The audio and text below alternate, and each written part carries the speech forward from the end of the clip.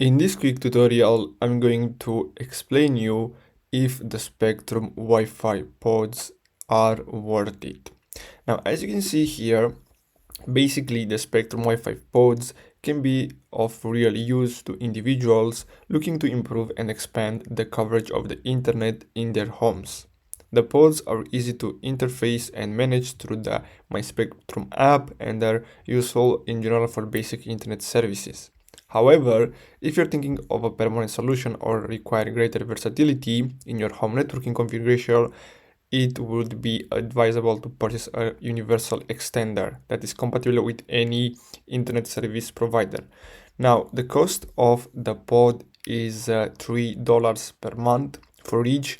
You can buy as many as you like and you can place them all over your house. But if you just want more good Wi-Fi in your home and you don't care about having ultra high internet speed, you should go with the Spectrum Wi-Fi pods. So I hope you found this video helpful. Thanks for watching, guys.